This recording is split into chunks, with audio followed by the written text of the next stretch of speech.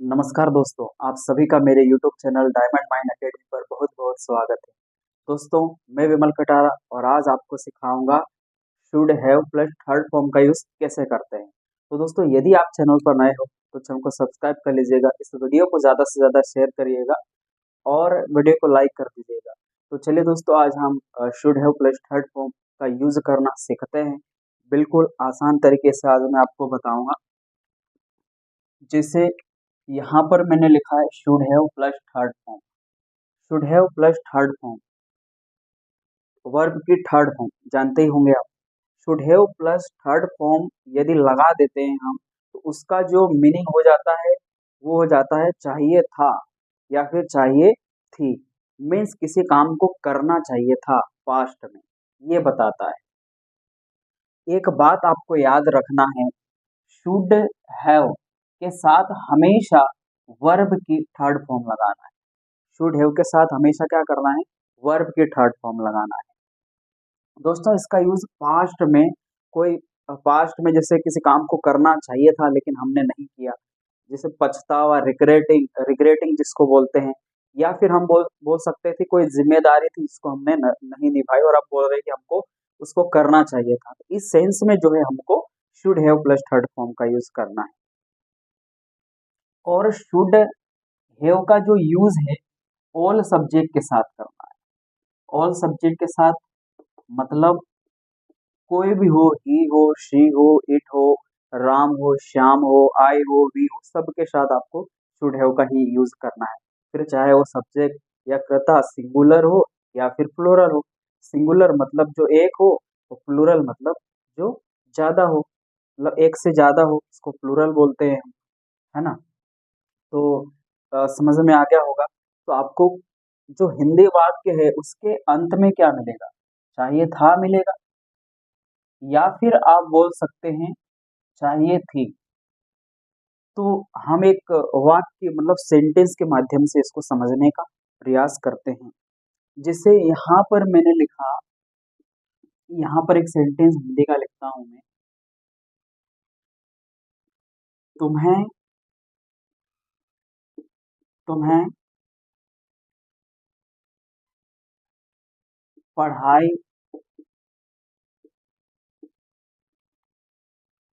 करना चाहिए था। यहाँ पर मैंने क्या बोला, तुम्हें पढ़ाई करना चाहिए था।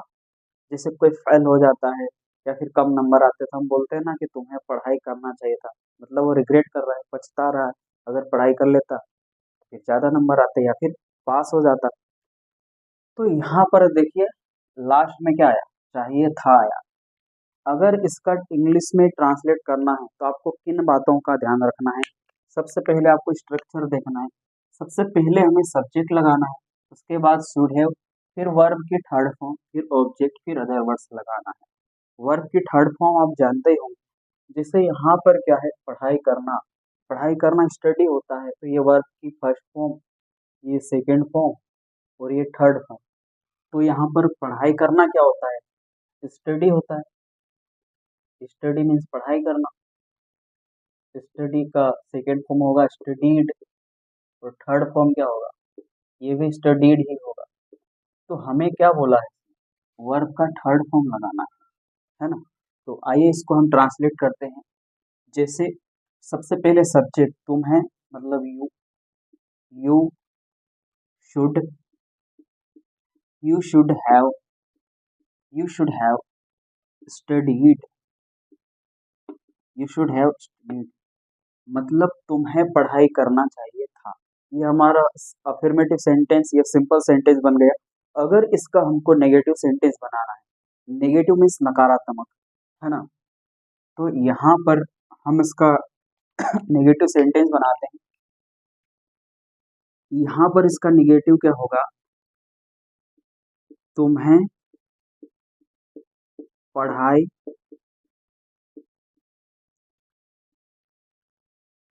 नहीं करना चाहिए था। नहीं करना चाहिए था। यहाँ पर मैंने सेंटेंस क्या लिखा हिंदी में, तुम्हें पढ़ाई नहीं करना चाहिए था। तो ये हमारा नेगेटिव सेंटेंस हो गया। ये भी सिंपल है, लेकिन नोट का ध्यान रखना है आपको। जो फर्स्ट हेल्पिंग वर्ब होती है, कहने का तात्पर्य है कि जो शुड है, शुड हैव है, तो शुड हैव के बाद नहीं लगाना है नोट। नोट को जो है शुड के बाद ही लगाना है।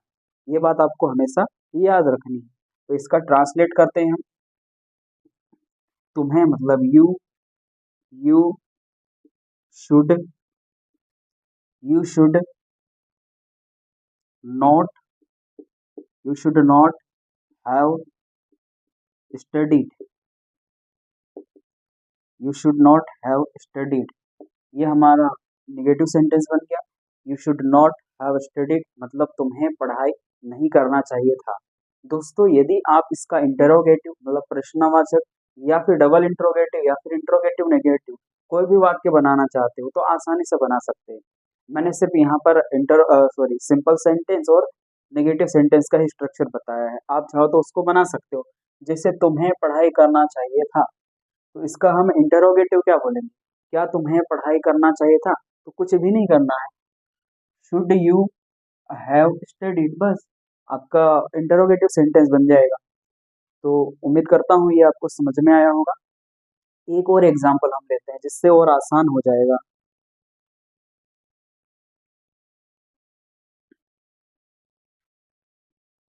यहाँ पर हम एक सेंटेंस लेते हैं।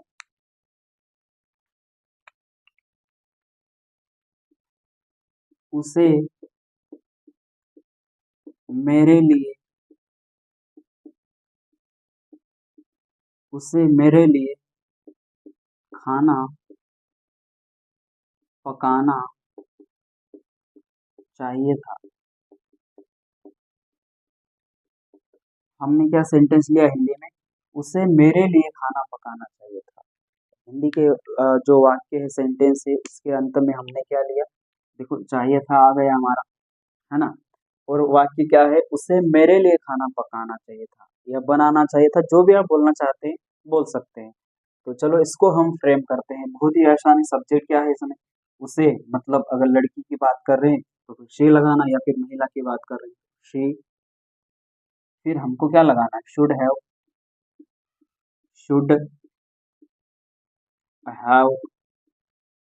खाना बनाना या खाना पकाना, मेक भी लगा सकते हैं और कुक भी लगाते हैं।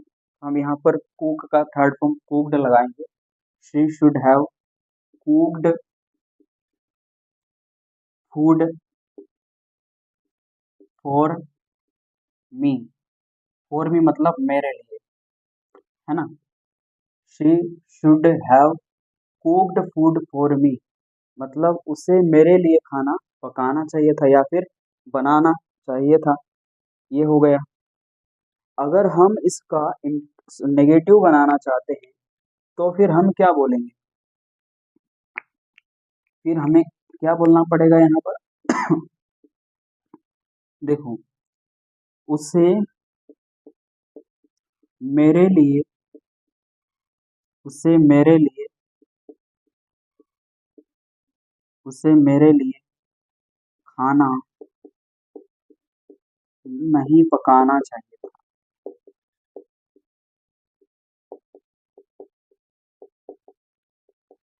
देखिए, मेरा जो धीरे धीरे पढ़ाने का जो तरीका है वो मैंने मतलब फील किया या महसूस किया, समझ लो कि जब हम जल्दी जल्दी बोलते हैं या फिर फटाक से मैं यहाँ पर सेंटेंस लिख देता हूँ तो सामने जो स्टूडेंट होता है उसको समझ में नहीं आता। इसलिए मैं सारी चीज़ें बताने का प्रयास करता हूँ और उसके बाद फिर सेंटेंस फ्रेम करते हैं ताकि आपको भी समझ में आए, क्योंकि ये क्लास जो है रिकॉर्ड की जा रही है आप ही के लिए। तो हम इसको ट्रांसलेट करते हैं इंग्लिश में। यहाँ पर जैसे मैंने बोला, शी शुड मतलब ये हमारा क्या हो गया? सब्जेक्ट हो गया। उसके बाद हमको क्या लगाना है? ये she should not have cooked food for me. She should not have cooked food for me उसे मेरे लिए खाना नहीं पकाना चाहिए था या फिर बनाना चाहिए था। ये दोस्तों इसका नेगेटिव सेंटेंस हो गया। तो ये 2 सेंटेंस मैंने आपको बताए और अभी तक आपको पूरा समझ में आया होगा। तो अगर किसी भी प्रकार की आपको समस्या होती है इस क्लास देखने के बाद, तो आप कमेंट कर सकते हैं। मैं आपको दोबारा भी समझाऊँगा, समझाने का प्रयास करूँगा। और यदि आप चाहते हो कि और किस टॉपिक पर वीडियो चाहिए, तो वो भी हम आपके लिए प्रयास करेंगे बनाने के लिए या फिर क्लास लेने के लिए। तो चलिए कुछ और एग्ज़ाम्पल लेते हैं हम, जिससे क्या होगा आपको आसानी से समझ में आएगा। आप इसको नोट कर सकते हैं अपनी नोटबुक में, ताकि आप जब भी पढ़ो तो आपको समझ में आए। इसको रब कर देते हैं हम, क्योंकि थोड़ा जगह की कमी।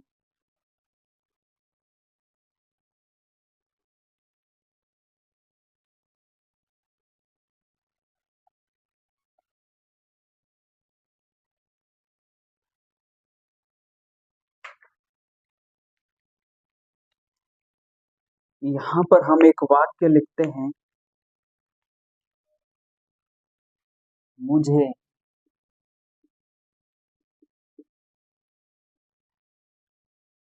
मुझे मेरा गृह कार्य मुझे मेरा गृह कार्य करना चाहिए था। मैंने क्या बोला? मुझे मेरा गृह कार्य करना चाहिए था। गृह कार्य मतलब होमवर्क, जिसको आप HW भी बोलते हैं। इसका निगेटिव क्या हो जाएगा? मुझे मेरा गृह कार्य नहीं करना चाहिए, नहीं करना चाहिए था। ये दोस्तों इसका निगेटिव हो गया। आइए हम इसको इंग्लिश में ट्रांसलेट करते हैं। इंग्लिश में कैसे ट्रांसलेट किया जाता है? सब्जेक्ट क्या है? मुझे मतलब I should have I should have करना मतलब do, did, done. Third form क्या होता है? डन है ना? तो यहाँ पर हम क्या लगाएंगे? I should have done my HW मत बोले तो होमवर्क या गृह कार्य। I should have done my homework. कितना आसान है इंग्लिश सीखना, देखिए कितने अच्छे से हम ट्रांसलेट कर रहे हैं। लेकिन यदि आप बोलना चाहते हैं तो फिर बोल बोल के प्रैक्टिस करना पड़ेगा उसके लिए। अब हम जो नेगेटिव है उसका ट्रांसलेट करते हैं। सबसे पहले सब्जेक्ट आई, फिर should not have, I should not have I should not have done my HW बोले तो homework. I should not have done my homework, मुझे अपना गृह कार्य नहीं करना चाहिए था। तो ये हमारा नेक्स्ट एग्जाम्पल या नेक्स्ट वाक्य भी जो है कंप्लीट हो गया। अगर आपको ये क्लास अच्छी लग रही है तो फिर चैनल पर नए हो सब्सक्राइब कर लेना, और सब्सक्राइब कर लिया है तो वीडियो को लाइक कर देना और एक कमेंट कर देना। एक और एग्जाम्पल से मैं आपको प्रयास करता हूँ समझाने का। जैसे हमें हमें अंग्रेज बोलना चाहिए बोलना चाहिए था। ये हमारा सिंपल सेंटेंस या जिसको हम बोलते हैं अफर्मेटिव सेंटेंस हो गया। इसके बाद यदि हम बात करें इसका निगेटिव की, तो फिर वो कैसे बने? हमें अंग्रेजी नहीं बोलना चाहिए था। हमें अंग्रेजी नहीं बोलना चाहिए था। ये हमारा हो गया निगेटिव सेंटेंस। इसको हम इंग्लिश में ट्रांसलेट करते हैं। देखिए, we should we should have we should have speak spoke spoken. Speak means होता है बोलना, और उसका थर्ड फॉर्म होता है स्पोकन, है ना? वी शुड हैव स्पोकन या स्पोकन, जो भी बोलते हैं आप। वी शुड हैव स्पोकन, क्या बोलना चाहिए? इंग्लिश एक ऑब्जेक्ट या अदर वर्ड्स के रूप में यूज हो रहा है यहाँ पर। अगर इसी का नेगेटिव बनाते हैं तो क्या हो जाएगा? We should not have spoken spoken English. We should not have spoken English, it means हमें अंग्रेजी नहीं बोलना चाहिए था। तो आज के इस सेशन में आपको should have plus third form का यूज करना सिखाया, चाहिए था के सेंस में। दोस्तों क्लास अच्छी लगी है, चैनल पर नए हो तो चैनल को सब्सक्राइब कर लीजिएगा और इस वीडियो को ज़्यादा से ज़्यादा शेयर कीजिएगा। तो आज की इस क्लास में बस इतना ही। अब मिलते हैं नेक्स्ट क्लास में, तब तक के लिए बाय बाय, जय हिंद, वंदना।